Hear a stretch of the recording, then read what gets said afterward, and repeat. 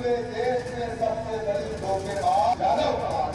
वक्त का नमरूद हारेगा, वक्त का यजीद हारेगा। बिस्मिल्लाहिर्रहमानिर्रहीम। यूपी में सियासी जंग तेज हो गई है। पहले इल्जाम तराशियों का दौर चला, फिर तीखी बयानबाजी हुई और अब सियासी धमकियां जारी हैं। ओहदे की तो अजमत उसका इकबाल रहना चाहिए ना।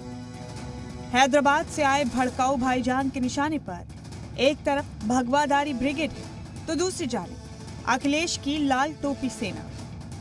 नफरत की जमीन पर वोटों की फसल उगाना ही ओवैसी का सियासी एजेंडा रहा है और इसी एजेंडे को लेकर लैला यूपी में भी आगे बढ़ रही है। एक जानिब भगवा का डर दिखाकर मुसलमानों के जहन में वो खौफ भर रही है, तो दूसरी जानिब धमकी भरे बयानात से वो अपनी पार्टी को बीजेपी का सबसे बड़ा कट्टर मुकाबिल साबित करने में जुटी। बीजेपी ने उन लोगों को ओहदे दिए, उन लोगों को इज्जत दी जिन्होंने मुसलमानों के खिलाफ कुछ कहा या फैसला दिया। हमेशा मोदी प्रधानमंत्री नहीं रहेगा और हम मुसलमान वक्त के एतबार से खामोश जरूर हैं, मगर याद रखो हम तुम्हारे जुल्म को भूलने वाले नहीं हैं। ओवैसी हिंदू और हिंदुत्व पर चोट कर मुसलमानों का वोट अपनी झोली में भरना चाहते हैं, लेकिन इस राह में ओवैसी के सामने अखिलेश यादव बड़ा चैलेंज है। दरअसल समाजवादी बबुआ भी खुद को मुसलमानों का सबसे बड़ा रहनुमा बताते हैं, इसीलिए ओवैसी के निशाने पर टीपू की टोली भी रहती है।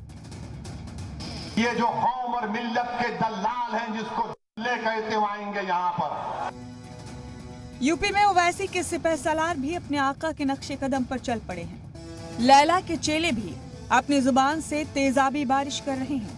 AIMIM के रियासती सदर हाजी शौकत अली ने समाजवादी पार्टी के साथ साथ यादव समाज पर बड़ा हमला बोला है। पूरे देश में सबसे बड़ी धोखेबाज अगर कोई समाज है तो वो यादव समाज है। ओवैसी के मंच से यादव समाज के लिए उगला गया यह जहर भी सियासी है। दरअसल ओवैसी के निशाने पर वो वोट बैंक है जो समाजवादी पार्टी पर अपना भरोसा दिखाता रहा है।